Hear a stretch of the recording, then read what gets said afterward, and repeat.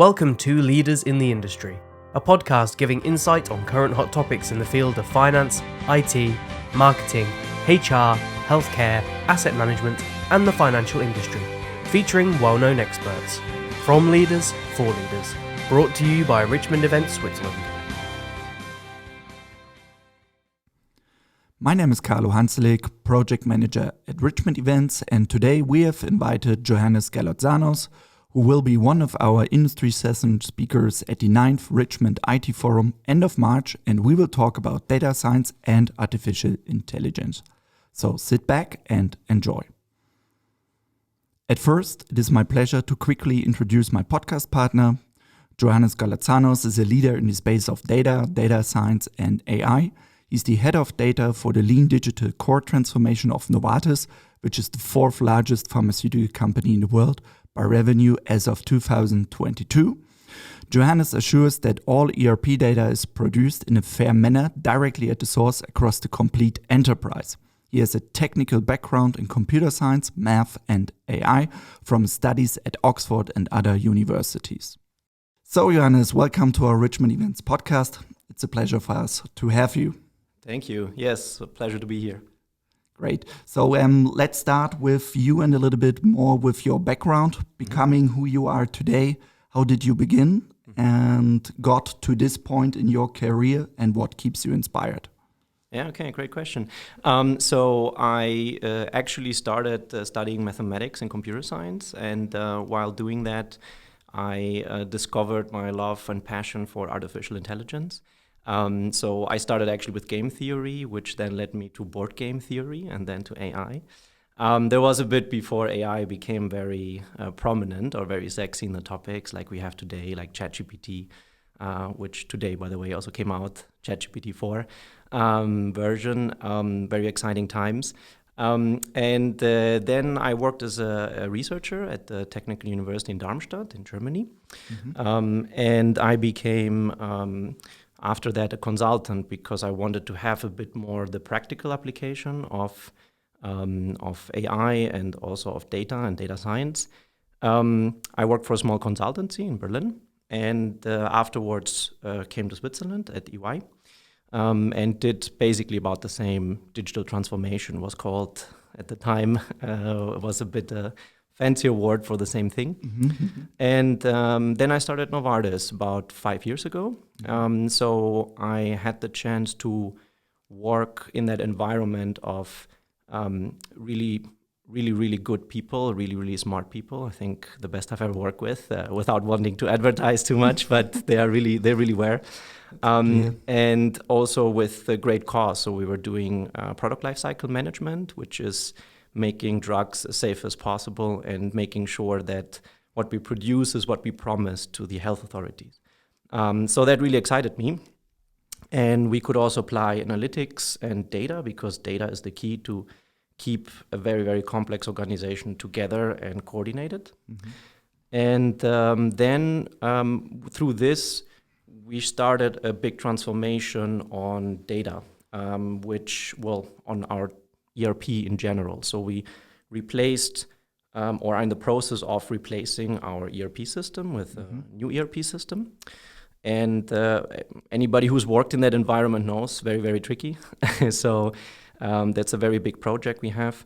And there I could start as the head of data, worked there until recently, and trying to make data into a good quality directly at the source. So later we can use it for data science and AI again.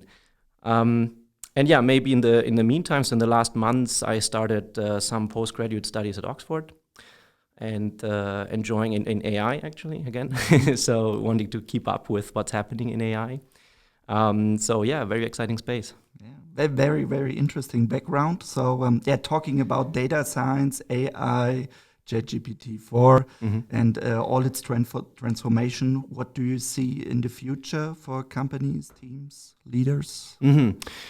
So when ChatGPT 3.5 was actually published in November or December, I really had a feeling of, okay, this will change everything. This is now making making AI really accessible to people who might not have much to do with AI in the past. So the technology itself, I mean, if you talk to researchers, for example, is not that exciting, but the results are, and mostly the possibility to have an interface, so a human interface to AI is important. Before it was for the techies who already knew what was going on, they could program an API or so. Now it's actually daily people. My mom used ChatGPT, right? So, and she started using emails maybe 10 years ago or so, or 15. So it really goes to everybody who can use a computer to use AI in a very impressive manner. So I think people's minds get really creative now. So you've already seen tons of applications or companies who are starting. You see school children copying their homework like maybe a week or two after ChatGPT came out, right? Teachers panicking, starting to bring out new rules in school. So it has really started a revolution, and people also panic a bit, I would say, because they see this is just the first iteration, kind of what they see. Today, as mentioned, or yesterday, the last version of ChatGPT came out, which is even more impressive. I haven't tried it yet, but today is my trial day. And I think people will more and more think about the implications of that. And a very important implication, I think, is as leaders in the industry, how do we use this? And how do we use this ethically? So this is also a big part.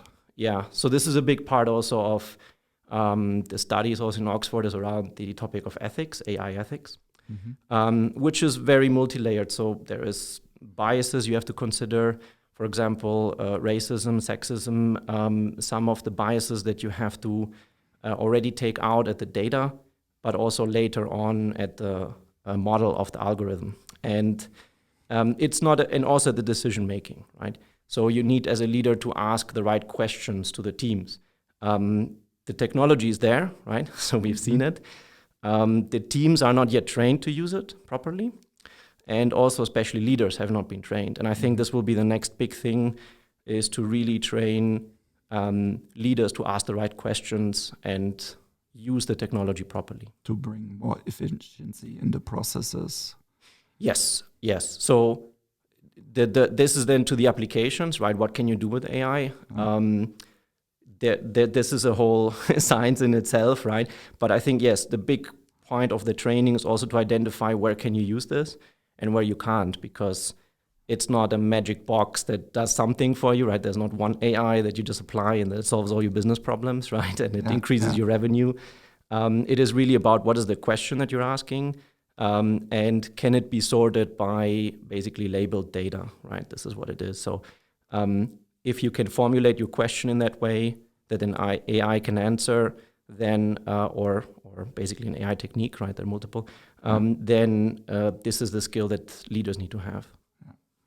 And regarding your trial today, in 2 weeks will take place the Richmond IT Forum. So maybe there will be as well some lessons learned which you can integrate in your session. Right.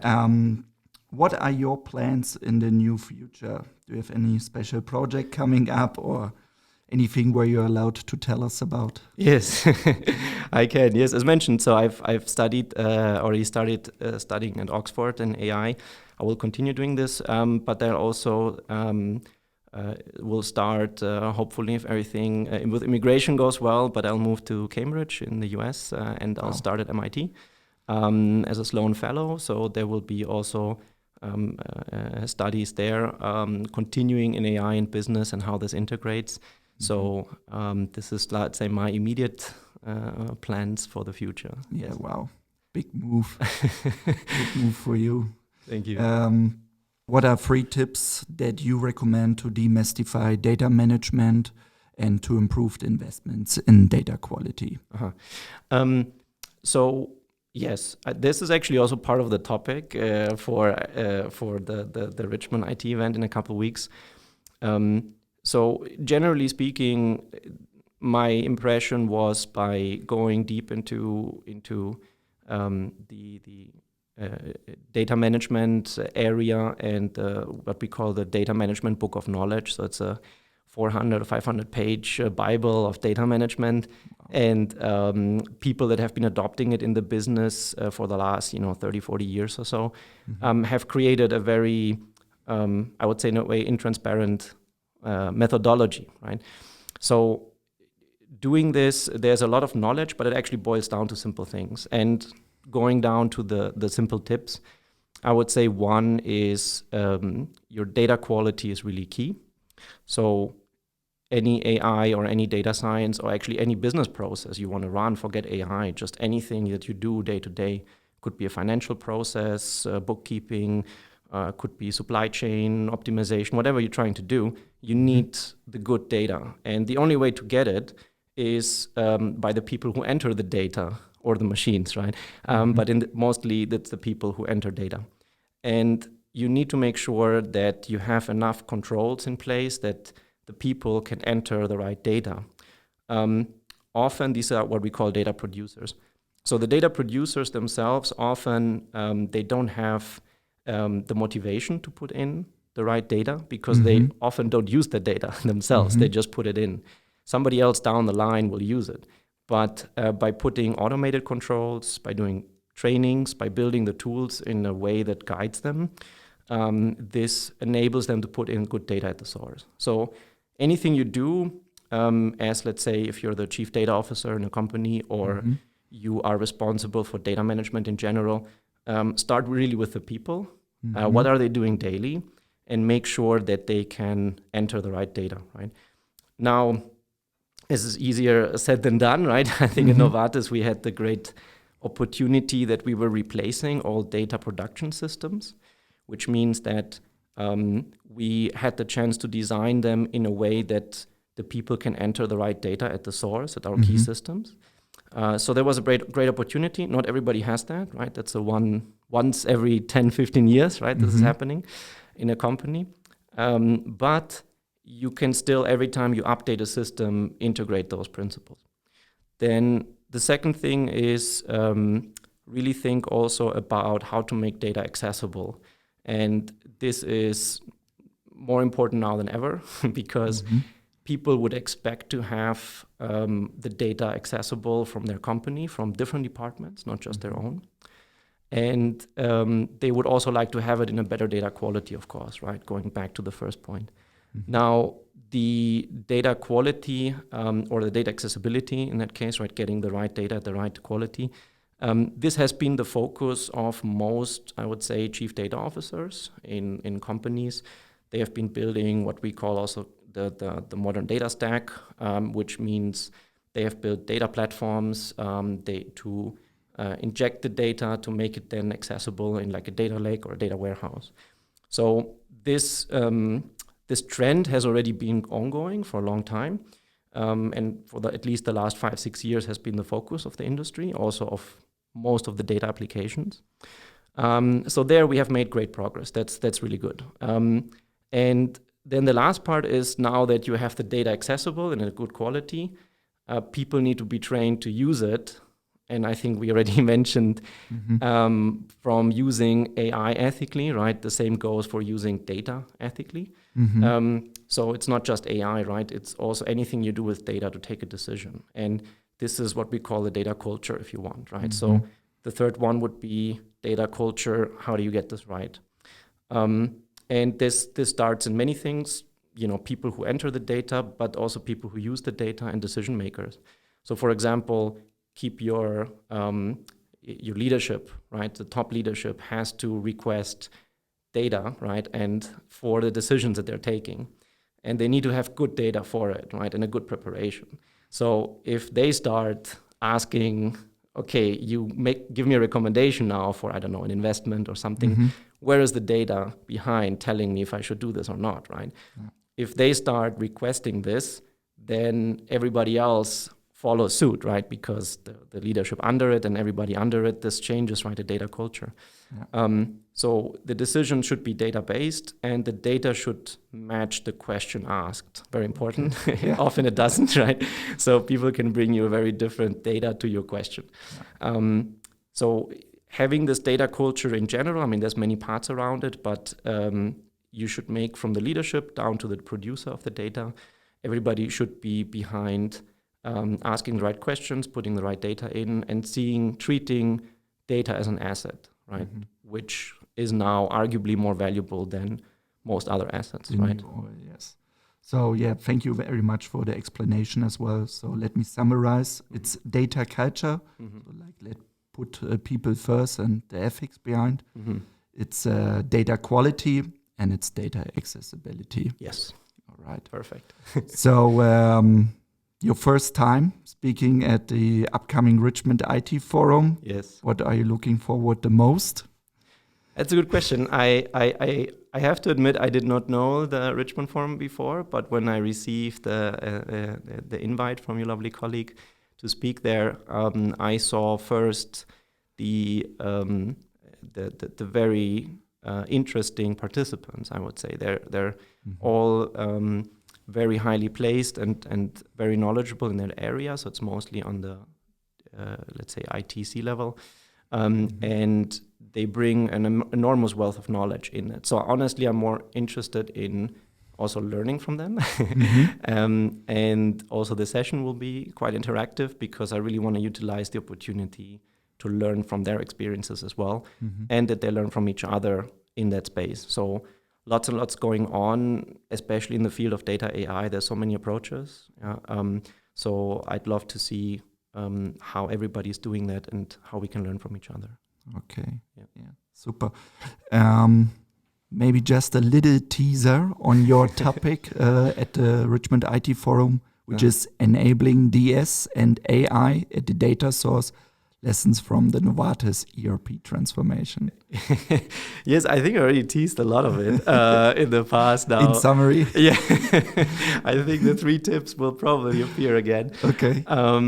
So, yes, I mean, it is, as mentioned a bit, we had this amazing journey that we could start, which is happening so rarely that you really replace all your source systems. And we started a little bit like a startup. It was funny. So we had a very small team at the beginning, just thinking about how would we design the systems to have the right data input and that we can actually enable good data quality at the source.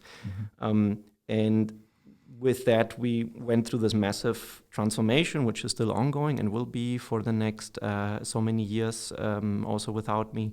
This will be doing rolling out this principle to all the countries, all the sites across all of Novartis. And from there, obviously, it's a huge program, right? So how do you even attempt something that big in the data space? And what principles do you apply, right? And how would you measure that afterwards, right? Is this a successful transformation? If now, 2 years or so down the line, we ask, well, okay, you spent that much money, right, and so much time, and you risk the whole company, right, to transform core systems.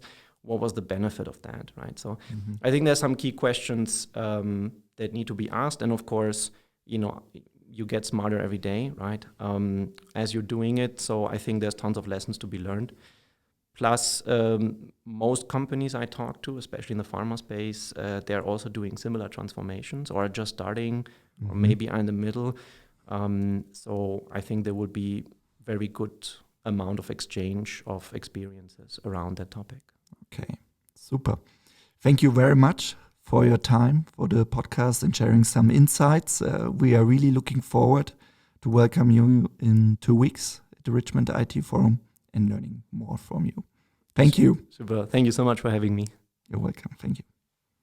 This was Leaders in the Industry, brought to you by Richmond Events Switzerland, organising one-of-a-kind strategic business forums for executives since 1990. Follow us on LinkedIn, Instagram, Spotify, and richmondevents.ch to stay up to date with our podcast and news.